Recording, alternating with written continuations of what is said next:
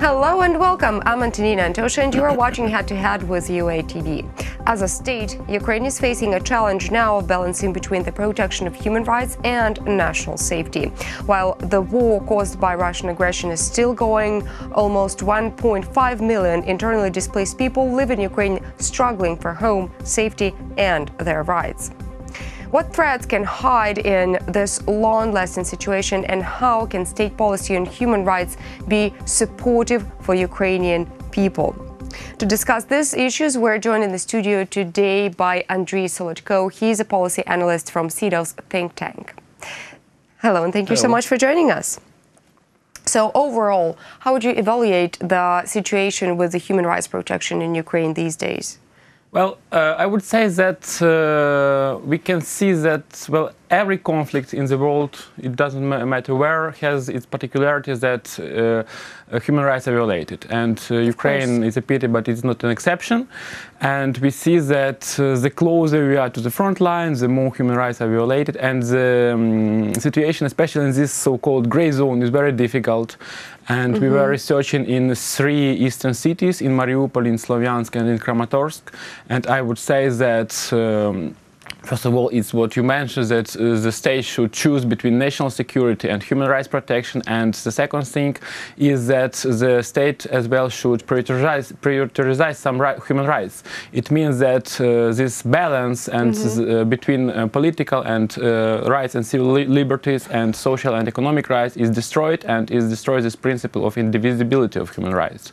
So in Ukraine now, state is prioritizing the social economic rights, but it's some kind of particularity, because in the world normally it's political rights, and in the conflict zones in the world, political rights and civil liberties that are more supported by the state, but in Ukraine it's social economic. And the other particularity I would mention that NGOs that are working in the East, mostly these are some kind of NGOs that were created after the beginning of the conflict, or the NGOs that came from Kyiv, but not the local. And the local NGOs are in the field of human rights are very weak, and they don't have even, for example, the office or institutional capacity. Except for those NGOs, what other mechanisms of protecting human rights are there in Ukraine? Well, we have national mechanism, of course. We have the Minister of Temporary Occupied Territories that has its representatives in the East. We have our ombudsman. She as well has some representatives in some key cities in the East. But I would say that the problem here is that local authorities don't have any mechanism, and I would, I wish that the situation was different, because, for example, in the cities as Kramatorsk or Mariupol, where we have huge number of IDPs, it will be reasonable to create some authorities that will take care on the local level of them, because the local authorities should know the problems much more better than, for example, the minister in Kiev. What is the biggest problem that internally displaced people have to face these days since the start of the conflict? Well, after all, there is 1.5 million people. That's a huge number. Yeah, I would say that the biggest problem is data, because official numbers says that 1.5 is the number of IDPs, but in reality the problem is that the state connected these social payments to the IDP status, and many people should go to cross the front line to receive their pension, and the local authorities don't know what is the real number of IDPs in the city living at the moment, and it means that they cannot measure the pressure on social infrastructure, so they cannot know how many, for example, places at school should be created, or additional places at the hospital, and etc. Should they invest in, for example, in infrastructure like water, sanitization, or should they invest in something other? Well, clearly, Ukraine is not the only country that is experiencing such an aggressive conflict, the war conflict that is happening right now in the east of Ukraine. Clearly, other countries have also survived such situations. Maybe we should gain the experience from somebody else to cope with the situation the most effective way possible. Well, we can take experience of our close countries as, for example, Balkan states, and because, well, the logic is the same. I mean that the international community intervened, and they are trying to create some opportunities for intervention of peacekeeping missions. And from the other side, there is such far country as Colombia, where the number of IDPs is mostly as in Ukraine. And what is interesting, by the way, is that the Minister of Internally Displaced Persons in Colombia was studying in Kiev in early 80s. What a coincidence! Yeah, so yeah, I think if Ministry of Ukraine knew this, it can like establish some closer connections. And so how is Colombia dealing with the problem of internally displaced people?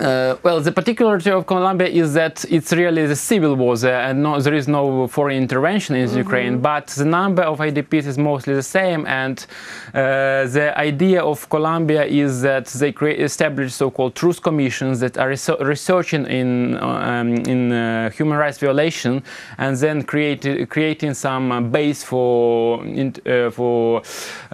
example, International Criminal Court or some investigation inside the countries. They creating some data for national police, and in Ukraine as well there are some organizations, mostly financed by international donors, that are researching different cases of human rights violations, and it's mostly very severe human rights violation. I mean the violation of Geneva Conventions, like gender-based violence, like human trafficking, like different kidnapping, etc.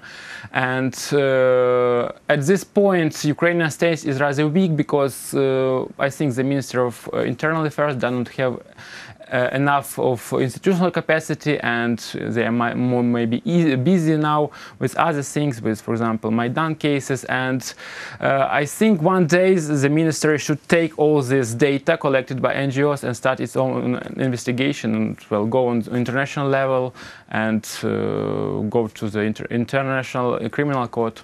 There could always be a financial issue as well. By the way, do we actually have any international donors that are investing in improving the human rights violation situation in Ukraine?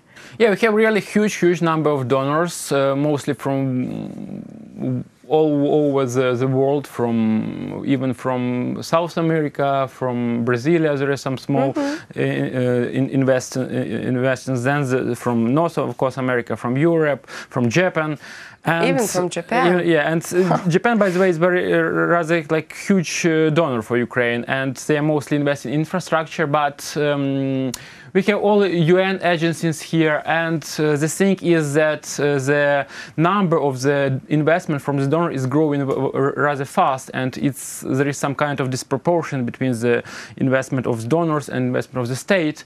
And here's the question: is it a bad thing? Well, I'm sorry. It's somehow it's bad because we don't know what will happen. For example, in a day when Ukraine will go east, more to the east, and we will liberate, for example, Donetsk and Luhansk. And then the money from the donors are gone, and we don't have any state money to go on with the improvement projects. The improvement in this Kramatorsk, Mariupol, and Slavyansk, where I was, and what will we do? Where will we find money in this case to invest, for example? I know in that social infrastructure I mentioned. But, well, in any case, I think that the donors in general won't leave Ukraine till the day when we enter European Union. Yeah, it happens in Poland. It was the same situation. They left only in 2004, so like the run is rather long. We have time. So we still have time. Okay, well, thank you so much for this positive point of view, and thank you for coming and sharing this information with us. Thank you. That was Andriy Solodko. He is a policy analyst from CEDOS think tank. Thank you so much for watching. Stay tuned with uatv.